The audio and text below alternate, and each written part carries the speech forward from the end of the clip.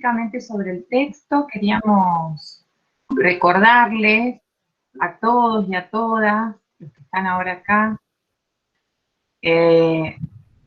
ciertas normas, ciertas cuestiones que tienen que ver con el funcionamiento institucional, las cosas que se pueden decir, las maneras en que se dicen, los lugares para decir y para compartir ciertos pareceres, ¿no? Vuelvo a hacer un llamado a la tolerancia por el otro, por la otra, por el otro, el respeto a la diversidad, el respeto ante todo, ¿sí? Por ahí yo puedo pensar cualquier cosa. El tema es la manera, la forma en que yo la comunico o la digo, o la expreso, o la escribo, y los lugares para hacerlo, ¿sí? O sea, recuerden que estamos dentro de una institución educativa. Nosotros, si bien tratamos de generar un clima ameno, distendido, agradable, cumplimos un rol, cumplimos todos un rol dentro de esta institución. El rol de educadores, el rol de estudiantes, el rol de tutores. Y esas son cuestiones que nos van un poco delimitando la manera, la forma. No es la misma manera en la que yo me comunico con mis amigos y mis amigas en un ámbito privado, o la manera en que yo me comunico a través de las redes sociales, por ejemplo, que dentro de una clase que pertenece a una institución, en este caso a la universidad. Recuerden que los classrooms son clases, son aulas virtuales. Son aulas donde el propósito principal es aprender algo, ¿sí? Bueno, con eso queríamos como empezar. Bien, me sumo a las palabras de Laura. Sí, siempre lo venimos pidiendo, digamos. ¿Sí? O venimos recomendando, haciendo hincapié. Bueno, estamos con el texto de Gainza, la segunda parte. ¿Sí? En la primera parte, ayer medio que fue voladura de cabeza, solamente hay pocos hoy. Así que vamos a la segunda parte, así terminamos ya de destruir totalmente. Ya te digo. Estamos en la página 77. 77, ¿sí? Ahí hemos hablado ayer de... 78, porque es al finalcito de la 78. Sí. Sí. Hemos hablado ayer un poco de las ideas principales, de dónde se paraba el texto, y hoy vamos a ver la segunda parte, es que cómo se aplicaron esas ideas, sobre todo a lo largo del siglo XX.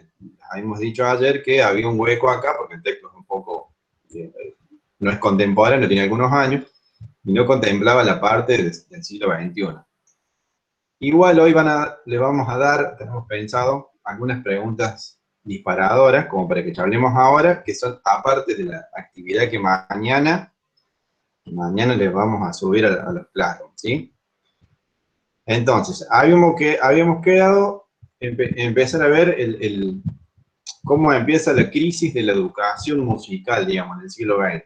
Hemos visto que, históricamente, las formas de enseñar música en las instituciones, ¿sí?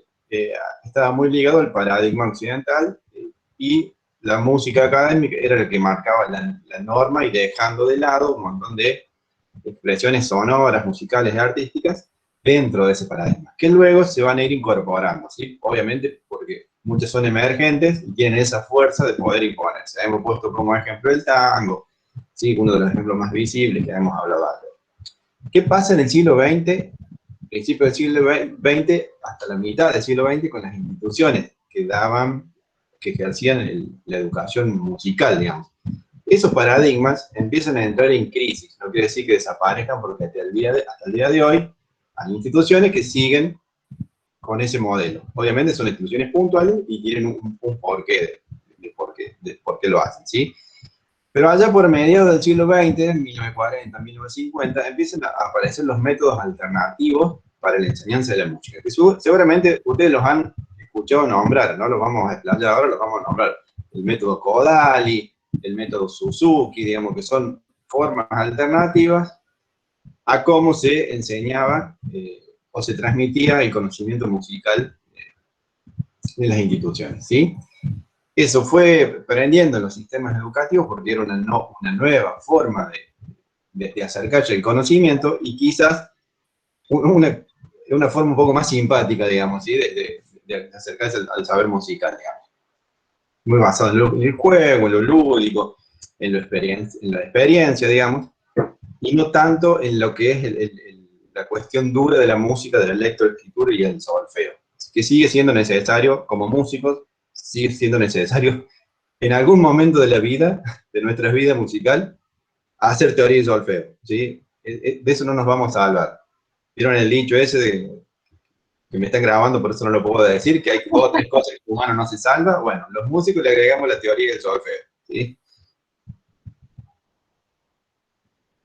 Entonces, Nos podrías ¿qué haber pasa? dicho y después lo editábamos. Claro, y después Juli me lo edita.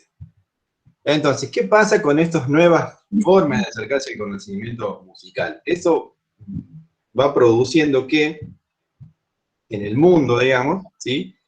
Empiece a haber una iniciación del conocimiento, de acercarse a la música, digamos, ya desde muy temprana edad y un poco más abierto hacia la sociedad. No solamente ibas al conservatorio a estudiar música, sino que ya desde las instituciones públicas, por ejemplo, los colegios, ya tenían una nueva manera de acercarse a lo que es la educación musical. Eso tiene que ver también con políticas, con necesidades sociales y culturales de los diferentes estados, ¿no? Que van adoptando esas políticas. Eso, el texto acá hace un salto en tiempo, digamos, bastante grande, y va desde 1950 a lo que pasa en los 90, ¿sí? Para llegar a esta cuestión de que llegamos a los 90, plena globalización, pleno capitalismo, con un exceso de información, ¿sí? A la hora de emprender cualquier actividad educativa. Entonces, ese exceso de información empieza también a jugar una especie de competencia con el sistema educativo. A ver, músicos, tienen una duda, en vez de orejear, van al YouTube, los violeros, lacuerda.net, ¿sí? Y eso también tiene sus problemas. ¿Por qué? Porque ese conocimiento a veces no está validado, por no decir, la parte no está bien, ¿sí? Entonces va generando toda una cuestión de lo que nos músicos decimos vicios a la hora de tocar, cosas mal aprendidas o aprendidas a la mitad, la cuestión de las redes. Hoy todo el Incluso mundo te hubo, ofrece algo, ¿sí? Y a claro, veces ese saber no está demasiado masticado para poder ofrecerlo, ¿sí? Por fuera de las instituciones educativas. ¿Sí, Lau? no, que incluso cada vez es más difícil ser asertivo a la hora de dar con una respuesta a cualquier tipo de duda. Por ejemplo, en una práctica cotidiana, les diría mía, encuentro una canción quizás folclórica y me cuesta mucho trabajo encontrar el autor y el compositor, o sea, letra y música, pero en serio. Entonces, lo primero que hago es poner ahí en el buscador y después tengo que ir filtrando, bueno, esta no, manda fruta, este no es, porque uno tiene ya la noción de lo que es una versión y una interpretación de algo. Pues nosotros venimos de la época de los discos, del disco físico, con el arte de tapa, con el listado, incluso a veces con las letras, que era muy preciado y muy bonito.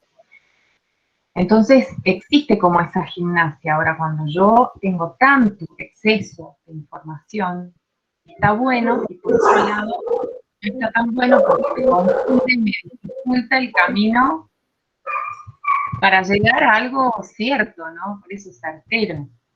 Entonces, te lleva mucho tiempo, ir como corriendo la mugre, porque lo cierto es que cualquiera, casi cualquiera puede subir cualquier cosa a internet, ¿no? Exactamente. Y a veces no está tan bueno, o sea, no está bien, digamos, nadie te va a lograr bien, pero a veces lo que se sube no está puesto en una situación de tener un rigor científico o validado, ¿sí? claro, por un estudio por detrás de eso, ¿sí? Esperen que voy a admitir a alguien. Hay pibes que tocan muy bien y la gastan, pero cuando nosotros miramos un tutorial, y todos lo hacemos, estamos acortando un paso. Y a veces no es tan bueno acortar un paso, ¿sí? Si tenemos que ir a tocar y necesitamos, sí, ahí está bien. Pero si estamos tratando de formarnos, por ahí no está tan bueno acortar un paso. Es mejor tropezar, ver por qué tropezamos, y después poder hacer nosotros ese recorte. Bueno, volvamos al texto. En el texto se van a encontrar que Gaines habla de lo que es la inflación cultural, que tiene que ver con esta cuestión del exceso de información que se da y que también produce cierto desorden, ¿sí? Y que como futuros docentes y también como futuros técnicos van a tener que empezar a ordenar, digamos, ¿sí? Ordenar esa cuestión, planificar. Si van a ser profes, planificar desde una currícula, eso también implica tomar decisiones desde la arbitrariedad, esto sí y esto no, porque todo no se puede dar, ¿sí? Y esto está ligado también con mis perros. Y eso está ligado también a los cambios que se han producido en el campo de la comunicación, ¿sí? Ahí es donde Bourdieu, al viejo querido Bourdieu, que parece que pasa de moda y no pasa nunca. Estos campos de comunicación, hoy tenemos, si vamos a la mitad del siglo XX, estaba la radio, después se le sumió la tele, después con internet y la masificación de internet, explotó todo lo que es, o sea, fue el boom y explotó todo lo que es esta cuestión de la comunicación. Y hoy desde nuestro celular nosotros podemos acceder, ¿sí?, a casi cualquier contenido. Y esto también tiene la influencia en el arte y en los objetos artísticos. Antes, como dijo la Lau, hoy nos conectamos al teléfono y podemos escuchar a cualquier artista que nosotros querramos. Antes no era tan posible eso. O tendríamos que comprar el disco, ¿sí? O teníamos que ir al recital, ¿sí? Entonces hay una especie de democratización, ¿sí?, de la, o el Ares te llenaba de virus, ¿sí?, como dice Ahmed. Sí. Hay una democratización de la información, pero eso también, ¿sí?, siempre hay, en todas las situaciones hay cosas positivas y cosas que no están tan buenas. ¿La llevan más o menos o no? ¿O vos muy, muy rápido? Sí, profe. Para mí vas re bien. Hay...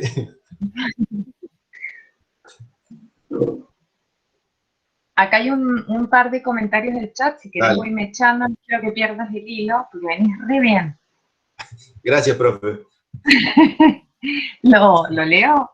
Dale, dale. Bueno, acá dice Fran que la música digital hoy en día se terminó volviendo súper efímera, que es un ejemplo claro del mundo del internet. Y tanta información desinforma, no empalidece, y que se perdió la magia de comprarse un disco ni hablar. Nunca un virus, bueno, y después nada más.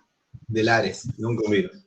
Sí, en realidad eso, la fetichización, digamos, de la música, hoy comprarse un disco es una cuestión de fetiche, es como comprarse el que puede, no sé, un avión, un auto de alta gama, y pasa por otra experiencia sonora y de tener la cuestión física.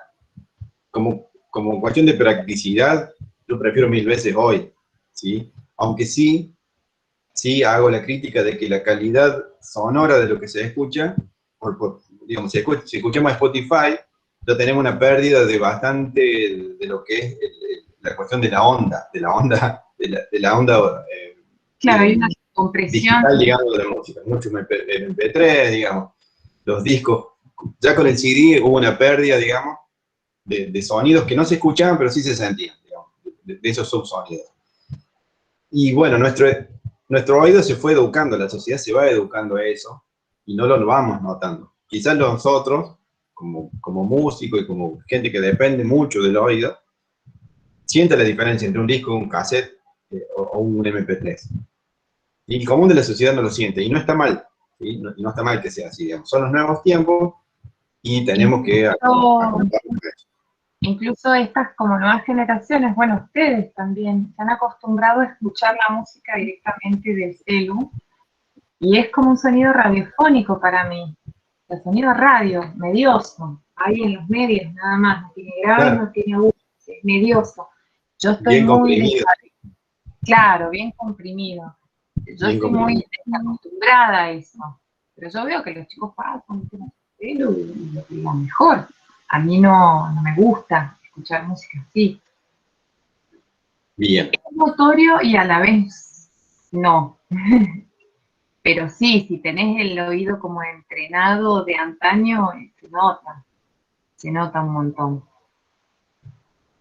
Bien, en el texto se van a encontrar también que se empieza a ver la cuestión del mercado y de por qué de estas nuevas formas de acercarse a la música y el conocimiento. Eso también salta en el texto, si bien no lo plantea a fondo, ¿sí? Esperen que voy a acertar ahí acá. Pero, por ejemplo, pone en el texto pone el ejemplo de un movimiento que se dio de bajar, digamos, que después lo copiaron otros estilos musicales, de bajar la música académica por un Mozart para Babies, que después fue Metallica para Babies, por ejemplo, ¿sí? Y acá había una banda de heavy metal que hacía temas infantiles, el nene se va a acordar, ahora se me fue el nombre, no me voy a acordar. Entonces eso también tiene que ver con que muchas veces la fórmula se agota para el mercado y se van buscando nuevas formas de poner en valor a la producción musical y que a su vez llegue a otro público, no áspera, no, Esteban, llegue a Baby. otro, los Javisaurios, viste que el nene sirve, ¿verdad? Que llegue a nuevos públicos que antes no era concebido, o sea, poner música académica para un bebé hasta hace 20 años atrás no era una opción, digamos. Claro. La industria se encargó de que sí fuese una opción. O poner heavy metal para ver, dice, con estas versiones adaptadas, ¿no? Y con arreglos. Entonces también vemos que hay una gran impronta de lo que es el mercado, de lo que es el capitalismo, ¿sí? De lo que es la globalización. Y eso está en constante lucha, en constante tensión con lo que son los procesos culturales, digamos. Eso digamos, se van alterando las prácticas, digamos, para que se vayan acomodando a los tiempos. Una salvedad que voy a hacer del texto. El texto hace mucho hincapié en lo que son las prácticas neoliberales digamos, que van a contramano de lo que son las políticas culturales y educativas, ¿sí?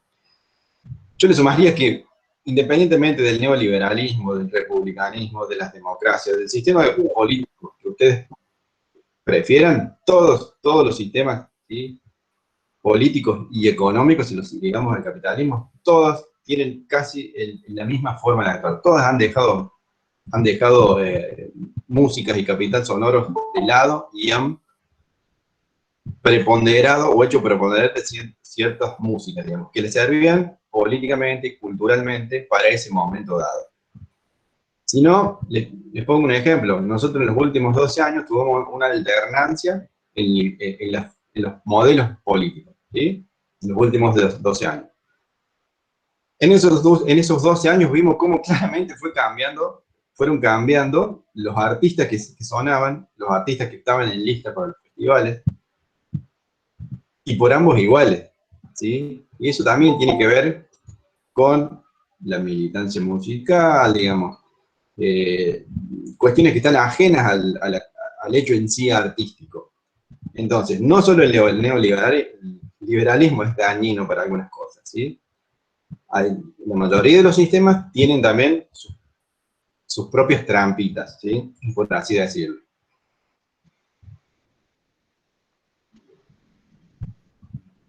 Mira. ¿Sí? Volvemos al trap.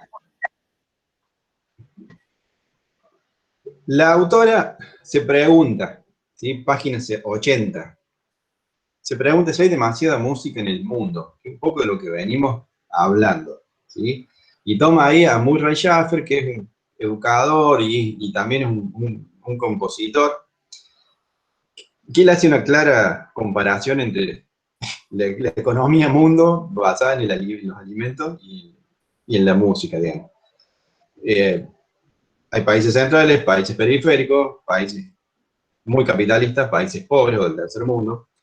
Y en la cuestión de alimentos hay países donde hay exceso de comida y hay países donde no hay exceso de comida, ¿sí? Donde hay todo lo contrario. Y hace un parangón, digamos, en relación con eso, con ese mismo concepto y lo traslada a la música, ¿sí? Hay países, hay ciudades, hay sectores, ¿sí? Que lo hablamos un poquito ayer, ¿sí? Que las oportunidades son muchos más y en otras las oportunidades son mucho menos. Y la posibilidad de acceder a lo que nosotros podemos acceder con un teléfono, ¿sí? Por ahí no son tales. Entonces, lo dijimos ayer, el capitalismo digamos, nos atraviesa a todos, pero no a todos de la misma manera, ¿sí? Entonces, ¿qué dice Schaffer? Que acá la intención o el punto es en defender el derecho de las personas, ¿sí? En tener dominio de su propio paisaje sonoro, ¿sí? ¿A qué voy con esto? Todo gobierno, del palo que sea, del modelo económico que sea, siempre trata de establecer un establishment, o sea, una política cultural acorde con la línea de pensamiento que tenga, del palo que sea, ¿sí? No hagamos distinciones. Y trata de monopolizar lo que es todo el control de la música, del silencio, porque también el control del silencio es muy importante, de lo que no se dice y de lo que se escucha. Entonces, lo que plantea Schaffer es defender esa especie de autonomía que deberían tener los ciudadanos para poder salirse de ese establishment. Claro, que sería como una forma de dominación, ¿no es cierto? Es una forma. Los medios de comunicación no descubrimos nada, son y han sido una forma de dominación. Digamos.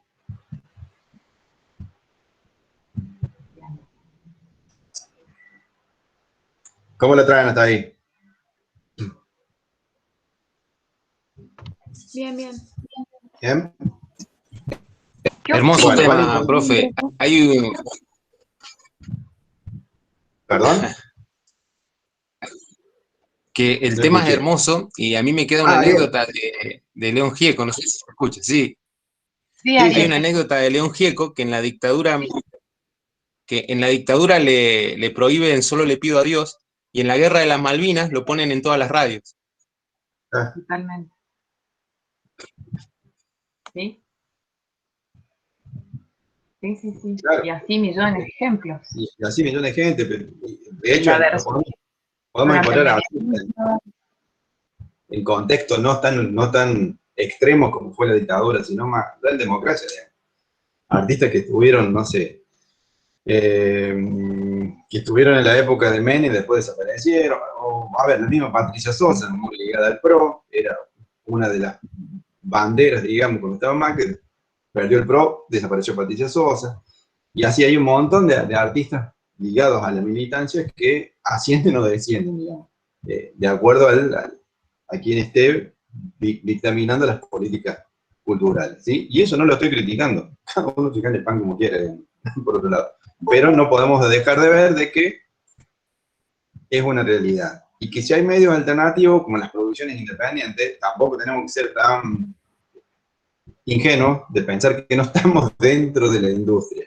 ¿Sí? Porque por más que nos manejemos por Bandcamp, utilicemos, no sé, Road Node, Amuse, cualquier distribuidora para colocar nuestras producciones, estamos dentro de ese sistema mundo capitalista, ¿sí? Por más que nuestro discurso sea reaccionario, ¿sí? Seguimos estando dentro de esa lógica. Sí, Creo que asimismo también dentro de lo que es el país, por ejemplo, hay una cuestión federal, una división muy marcada, no es lo mismo Buenos Aires que el interior, y el interior menos que menos. Es más complicado que lleguen producciones, que te convoquen a tocar a, qué sé yo, Tecnópolis, festivales, ¿no? Por nombrar cualquiera. Es difícil, está como muy separado de Buenos Aires. Lau, Estamos. tengo una pregunta. Sí, mi amor. Sí. Sí, perdón. Lau, ¿vos te referís a que es muy difícil para el interior llegar a Buenos Aires? Sí, sí, a nivel música y producciones, Sí, o sea, a ver, si hay un mega festival en Buenos Aires, es difícil que puedan acceder bandas o grupos de proyectos del interior. Sí, la Claro cuestión que del sí, federalismo, es interior, perdón, la cuestión del federalismo para algunos, en algunas áreas, sigue siendo un discurso lindo, solamente, ¿sí?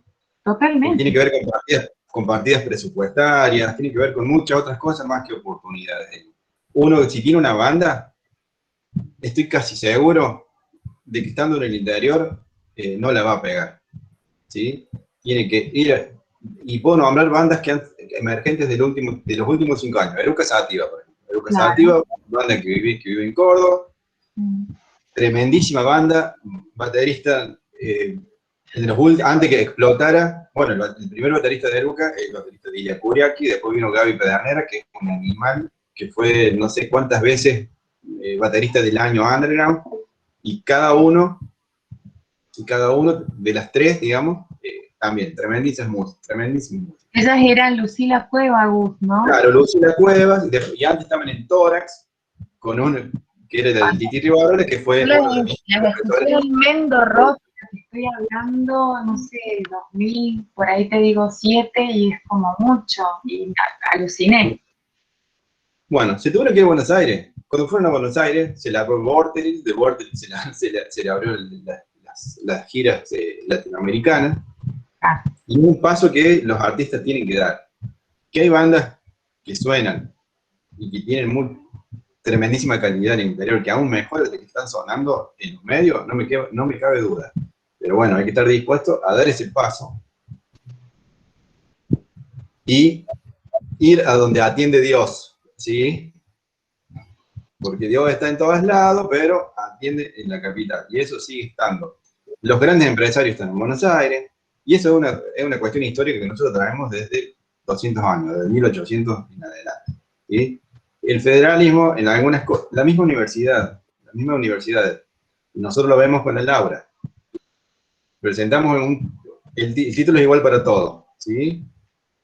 Pero depende del origen, es el tiempo que te dan, por ejemplo, para una exposición.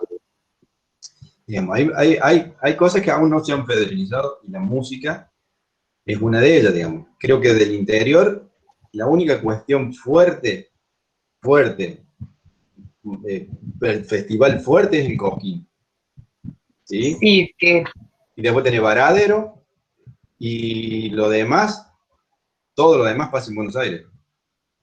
también en el folclore, dentro de la música popular de raíz folclórica, ocurre algo tremendo también. Parece que el folclore federal es la chacarera. Y el folclore cuyano, por ejemplo, no existe en el resto del país como tal. Ni hablar del sur, de la Pampa, ni hablar. O el litoral. Hay cosas tan Claro. hermosas. Y lo que conocemos son las chacareras. Nos llega Además, eso con el folclore. además los movimientos identitarios, digamos, si uno sale de Argentina y te dicen, sos el tango. Yo vivo en Córdoba, ¿sí? El tango Claro, para mí no significa, culturalmente es hermoso, precioso, pero no me toca nada, claro, ¿sí? O para un cuyano, una cueca. Se va a sentir mucho más identificado con eso que con una milonga. O el rock barrial del oeste, que ahí está el aguante de Buenos Aires. Está bárbaro. Pero claro. para alguien que vive en Río Negro, o sea, se habla de temas que pasan en el conurbano, pero que no son la realidad que vive un pibe que vive en Tucumán. ¿Sí? Entonces, Che, esta cuestión de... Sí, no, que vimos un documental acá en casa muy lindo que se llama Charco, que precisamente habla de esa sintonía entre la música de Buenos Aires y la música uruguaya, que están ahí en el Río de la Plata. Están muy en sintonía, es muy parecido, muy distinto a Buenos Aires, qué sé yo, San Luis, Mendoza, San Juan, ya, Córdoba misma. bien. Es re Bueno, lindo. nos metemos el texto de nuevo, así lo vamos terminando, después si quieren hablamos de huellas perdidos. ¿Sí? En el texto también introduce lo que es la noción de campus cultural en los sistemas políticos actuales, que es un poquito lo que venimos hablando nosotros ahora, ¿sí? Y dice el texto que generalmente lo cultural está más ligado a lo que sucede en la calle, digamos, en la sociedad, pero en el ambiente más comunitario, digamos. Que en realidad es ahí donde se da el cambio social, es ahí donde apuntan las cuestiones de entretenimiento y ahí donde apuntan las modas, palabra que utiliza el texto, digamos. La industria cultural siempre trata de captar eso. Entonces, ayer lo decimos, por un lado tenemos política educativa, por otro lado tenemos lo que es la política cultural, que no deja de ser, en cierta medida, un negocio, ¿sí? Y bueno, para terminar el texto, tenemos el último tips del texto, ¿sí? Que tiene la relación entre educación y civismo, digamos, nuestros derechos y deberes como ciudadanos a la hora de encarar esta cuestión de lo que es el arte. En realidad, lo que dice, lo que plantea Gaincha es que esta cuestión de la música dentro del arte, que es una cuestión que venimos hablando, la música siempre está como un subcampo dentro del concepto arte, siempre ha tratado de reafirmar la ideología o la subjetividad del modelo. El texto dice neoliberal, pero yo le añadiría no solo liberal, sino el modelo para cuál sirve en ese momento, en ese contexto histórico. ¿Sí? Cualquiera fuera, ¿sí? Cualquiera fuera el modelo y la inclinación política, social de las prácticas culturales. Porque todo modelo se apuntala desde varios, valga la redundancia, desde varios puntos, ¿sí? Los discursos se apuntalan desde las letras, por lo tanto, las políticas culturales y la cuestión de la educación se sirven de ciertos autores, de ciertos artistas, y de otros no, porque en esa coyuntura no son funcionales, o no le son funcionales, que es algo que no tiene nada que ver con el talento, la convocatoria que tenga el artista, lo popular que sea, ¿sí? O el éxito que haya tenido ese artista, sino tiene que ver con ideas que sirven o no para las políticas culturales, para los gobiernos y para apoyar ciertos modelos. Bien. Y ahí terminó el texto, y más o menos hemos tocado los conceptos principales, ¿sí? Mañana se va a venir la actividad. Bueno, antes de hacer un par de preguntas disparadoras, ¿algo para decir, para comentar? Levantó la mano Abby. ¿Te escuchamos, Abby? Gracias. Volviendo al tema anterior, antes de terminar el texto, unos compañeros en el chat dijeron varias cosas que fueron súper disparadoras para compartir mi experiencia personal con todo lo que estamos hablando. Y Lautaro Soria, por ejemplo, puso que en Buenos Aires hacen eventos para apoyar a sus artistas locales y la propia gente asiste a los eventos, y allá en San Luis como que hacen un evento para artistas locales y solo van familiares o conocidos. Bueno, lo que a mí me pasó por experiencia propia, ¿no? Es que acá me encontré con un ambiente muy difícil, digamos. Yo hasta 2019 tenía una banda, y era la situación que describe Lautaro, era lo mismo acá en Pilar, por lo menos, que estamos a 50 kilómetros de la Ciudad Autónoma de Buenos Aires. Todos en Buenos Aires sabemos que capital es otro mundo, es otra historia.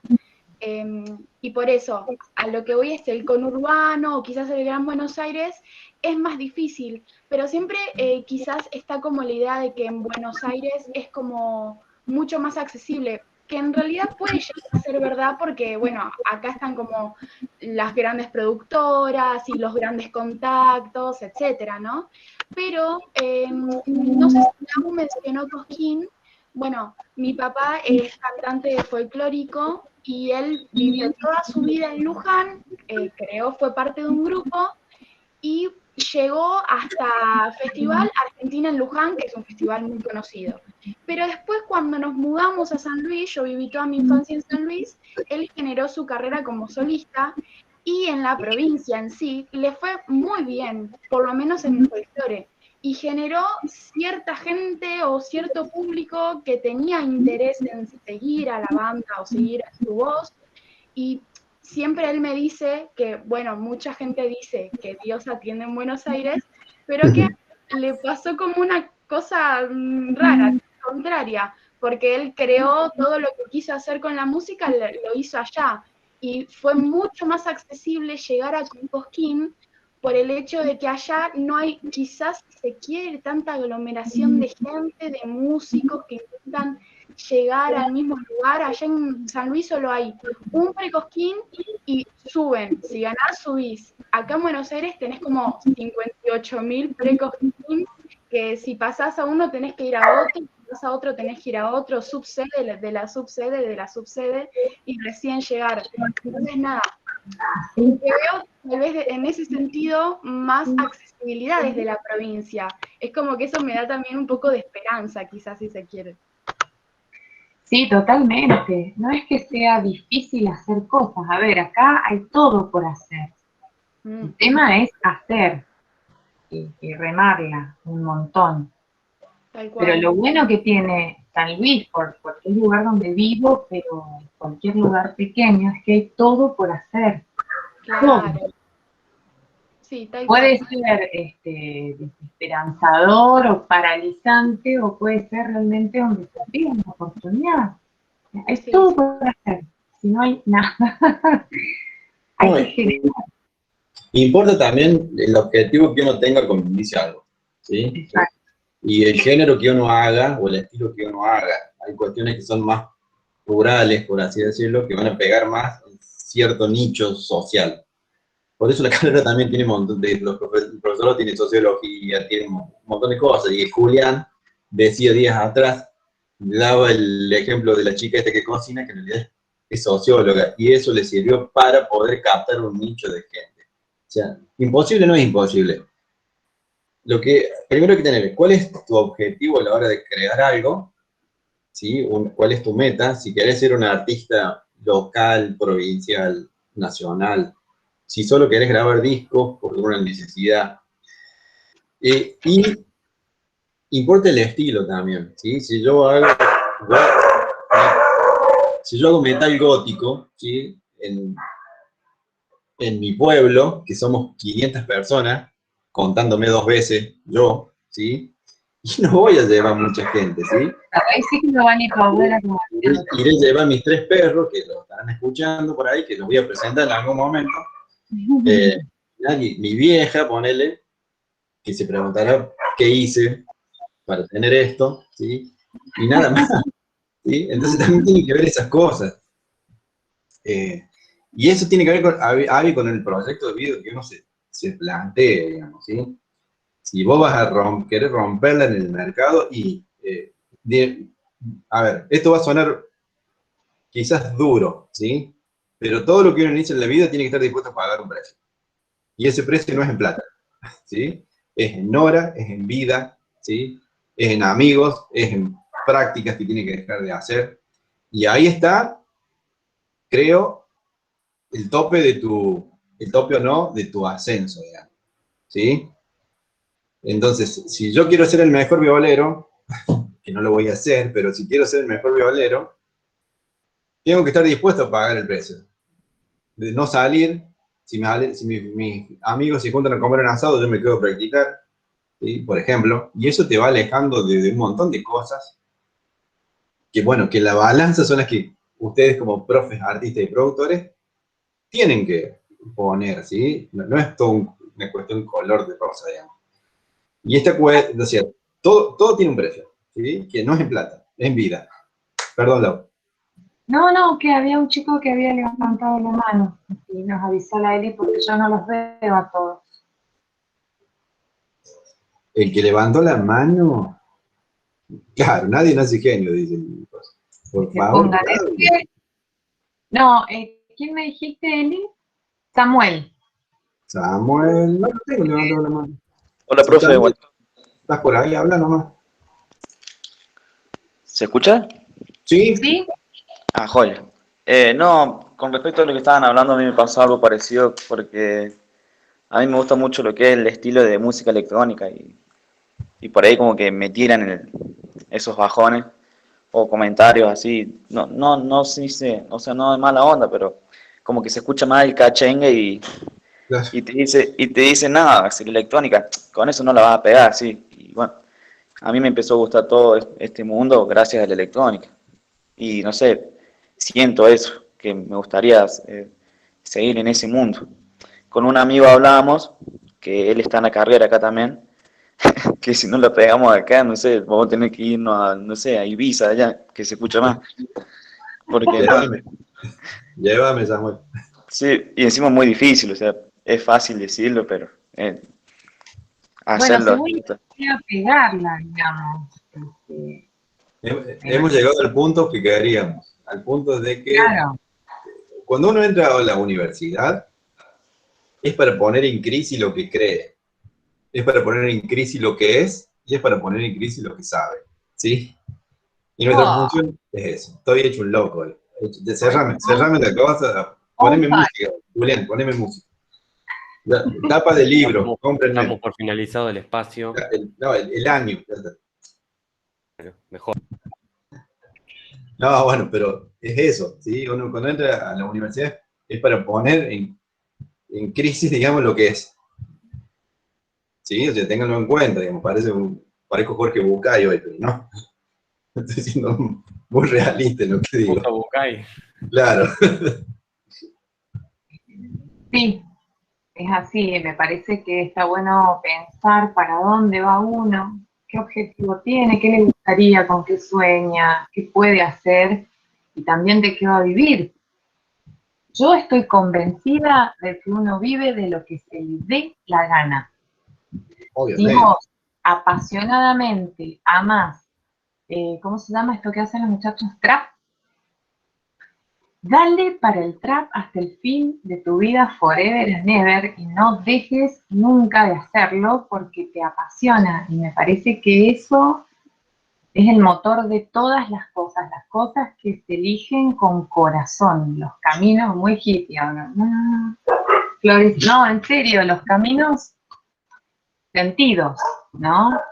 Yo tuve una época de mi vida en donde renegué un poco de la docencia y bueno, tenía que laburar y ahora, con casi 40 años ya, la verdad es que me apasiona. Estoy absolutamente en el lugar donde quiero estar haciendo lo que me gusta y soy muy feliz.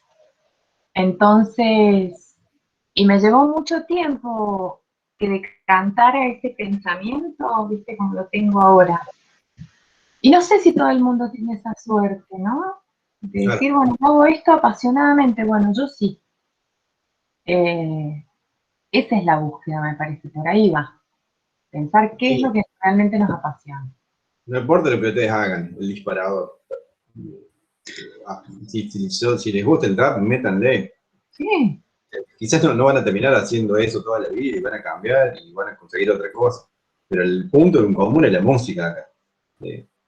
¿Se puede vivir la música? Sí se puede vivir la no música. se puede. ¿Sí? Pero tengan en cuenta de que es como, ahí te doy la palabra, es como dijeron por ahí, tenés que pegar un tema. Tampoco es todo a matar o morir, digamos, ¿sí? No es a pegar un tema y ascender, porque después, si ascendes, también tenés que quedarte arriba. Eli. ¿Cómo están? Sí, quería comentar esto que, bueno, sobre lo que están hablando, que también les escuchaba ahí a la negra, hablando de la docencia. A mí me pasó algo parecido y está bueno, ¿no?, compartir las experiencias personales, porque por ahí uno se pone ideales demasiado, no sé, distintos a lo que uno en realidad quiere, ¿no? Está bueno desmitificar y pensar qué querés realmente hacer. Y si no existe un espacio o un público, ir generándolo, ¿no? Ir poniéndole ficha y esperar 4, 5, 10 años. Bueno, tener paciencia. A mí me pasó que, bueno, yo quería negar la música como algo fundamental. Era un hobby y traté de convencerme de eso. y estudiaba otra cosa. Y bueno, pasaron 7 años de estudiar otra cosa y de trabajar en otra cosa hasta que pude aceptar que me gustaba la música y cuando eso pasa, no sé, yo creo que se acomodan todas las cosas, ¿no? Se van abriendo oportunidades, eh, no sé, explotan ideas, hay creatividad, aparecen las personas correctas. Esa es mi experiencia, aceptar lo que realmente uno quiere hacer y poner la ficha a eso sin tener mucha ansiedad tampoco, porque tenemos que tener en cuenta que nuestra sociedad no colabora para la autogestión, ni para la creatividad, ni para lo que no está de moda. Entonces, saber que va a haber resistencia y bueno, darle para adelante. Así es. Bueno, ahí estaba leyendo los del chat. Y antes de hacerle otra pregunta, que quizás va a quedar como para otra clase, pero me gustaría que la ligáramos al texto también. Diego dice, sí, es verdad. No, o sea, el éxito, la palabra éxito está ligada a un montón de cosas. Tiene que ver con lo que ustedes buscan. Algunos buscarán, no sé, hacerse millonario, otros hacerse famoso, otros que el Instagram los explote. O sea, solamente ser exitoso es hacer su música mientras digamos, como una manera de realización propia, digamos. Es una cuestión subjetiva y personal, digamos. No hay un solo ideal, digamos. Sí, un ideal social, que es el que nosotros tenemos que pelear y romper. ¿Sí? Sí, sí, sí. No es mejor o peor, digamos, el que llegó, porque es famoso, porque vive de la música, se va de vacaciones a Playa del Carmen con la música, ¿sí? Sino que hay mucho, el éxito es una palabra muy amplia, ¿no? Y también tiene mucho de fetiche, y a veces también confunde un poco, y frustra, ¿sí? Como decía la Eli en algunas cosas. Gus, acá Luciano ha levantado la mano. Por favor. Te escuchamos, Luciano. Parezco la de tele. No te escuchamos. A ver, Ahora sí. ¿me escuchan? ¿Sí?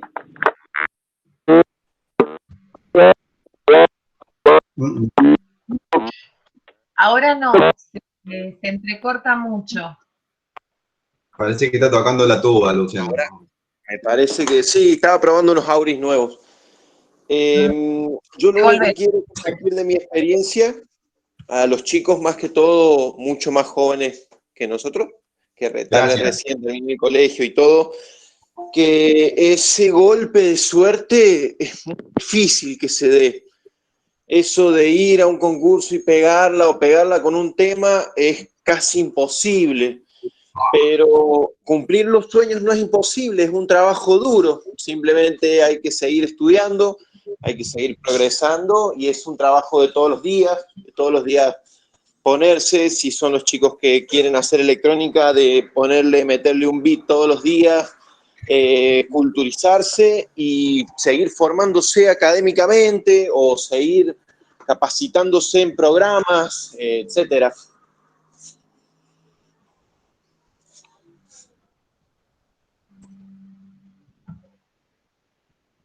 Gracias, Luciano. La posta tiró Luciano, ¿sí? ¿Alguien más? Pero sí, la perseverancia ante todo. ¿Alguien más quiere hablar? Más o menos de leer el texto. Yo. Pedro. No, algo de lo que también decía Lucho acá, Luciano, que nada, hay una frase que se me quedó muy pegada de un chabón que yo admiro mucho, es un rapero, dice, un tema que la pega no es carrera, como que ellos se hacen conocidos con un tema, muchos les pasa, pero hay otros que tienen ya un sendero enorme de atrás.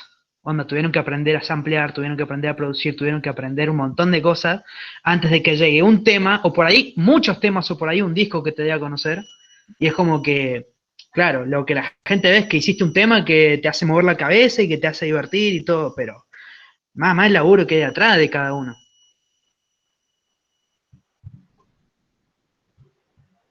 Sí, por eso nosotros también siempre, más allá del estilo que sea, respetamos el laburo que hay detrás de eso. Por más que cualquier tema sea, lo tomemos como muy Totalmente. banal, digamos, ¿sí? Y no quiero poner nombre y apellido de artista porque falta que a alguno le guste, pero por ejemplo, algún artista de verano, por así decirlo. Siempre hay artistas que están en el verano y después son ilustres desconocidos.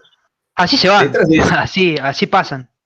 claro, pero detrás de ese tema hay mucho laburo, hay un productor que ha hecho las cosas bien, hay un hitmaker, hay un publicista que ha hecho las cosas bien, hay toda una campaña para que ese sea el hit del verano que el que la hizo, claro, la ha hecho muy bien, hay mucha gente que labura para que eso sea así, digamos. Mirá la empresa Morena, por ejemplo. Claro, exactamente. ¿Sí? Una Entonces, fórmula ahí a ese público, tac, adolescentes pequeños, y va, dale, que dale, lo mismo, después la gira, y después y sale todo apuntalado de diferentes formas. Que también tiene que ver con eso que hablaba el texto, digamos, esas políticas culturales se consolidan, no por motos propios, sino por una confluencia de factores que hace que eso sea así, digamos. Y el que hace un hitmaker, o sea, el que hace un hit de verano, también es consciente que hace un hit de verano, ¿sí? ¿Vos te interrumpo un segundito? Sí, todos los que quieras. También va de la mano de lo que dijiste vos de qué es el éxito. ¿Qué es el éxito? Es como, para algunos el éxito es pegarse para 20 millones de personas una temporada y para otros es trascender para 20 personas. Para mí eso es un concepto más cercano al éxito. Trascender para 20 personas, pero trascender en fin y al cabo. Que no me olviden, que me recuerden. Sí, es subjetivo. La cuestión del éxito es subjetivo y cada uno se pone la vara donde mejor la ve, digamos, ¿sí? Vos verás si alcanza la vara o no. Una palabra que no me gusta mucho, ¿eh?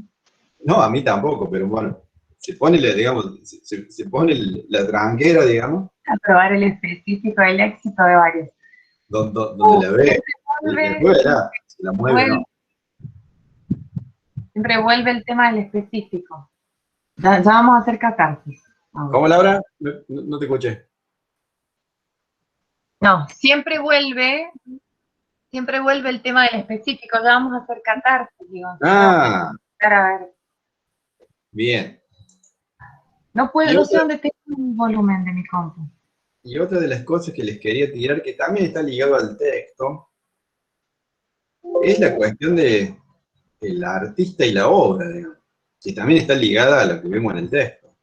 Digamos, ¿se puede desligar el artista de la obra? Sí, es una gran pregunta que nos vamos a hacer nosotros como productores de música. ¿Sí? Me encanta el más fuerte, no banco a Ricardo Iorio como persona, para nada, pero me encanta el más fuerte, por ejemplo.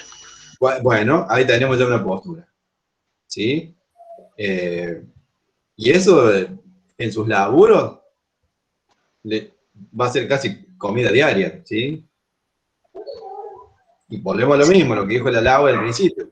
Tenemos que repensar cuestiones de tolerancia, ¿sí? de open mind, digamos, ¿sí? de apertura. Pero también es una gran pregunta esa, porque si nos ponemos taxativos en sí o no, si nos ponemos en no podemos escuchar más música, yo creo. O podemos escuchar el 1% de la música del mundo, de la historia. Y si nos ponemos en sí, bueno, también entran en juego un montón de paradigmas y luchas culturales y luchas sociales. Es un tema complejo, de lo cual está bueno debatirlo, pero que no hay una verdad única. Fue un furor. Cuando se rasca la barba. Fue un furor esto. Sí, Pedro. Fue un furor esto que estás diciendo vos con el tema del fútbol hace poco, con lo del Diego, que bueno, ya sabemos, ya no hace falta ni que digan nada, onda. Claro. Muchos lo quieren por lo que hizo y bueno, allá lo que pensarán. Sí, como persona, sí, absolutamente. A mí... Julián. Sí, perdón. ¿Cómo te iba a hablar, Julián? Tenía un manifiesto ahí que lo sacó para leer. Para nada, para No nada. te vi, Juli, perdóname. Te mentí. Qué malo este Gustavo. Ah, No, era un chiste. era un chiste, Ah. pero ya que me llaman, aparezco, porque Te interpelo. siempre improvisando. No, lo único que les voy a compartir es que me quedó así dato de comedia, que se lo voy a dejar acá. Es un link de YouTube con una de las obras de Les Luthier, que se llama La Comisión. Se me vino a la mente porque son dos tipos de un partido que acaban de ganar las elecciones y quieren cambiar el himno patriótico. Y bueno, lo van a llamar ahí lo van a llamar a un músico, justamente. Que va, mamá. Y está buenísimo ahí cómo se interpelan algunas cuestiones que hablábamos, pero nada, eso. Pedro, tenés la mano levantada, ¿querés aportar a hablar? No, se me metió ahí un clic sin querer, pero. Ah, bien. No, nada, eso. Lau, vos ibas a decir algo que justo te cortamos. Julián. Julián. Me olvidé, no sé qué iba a decir. No, esto de separar el artista de la obra,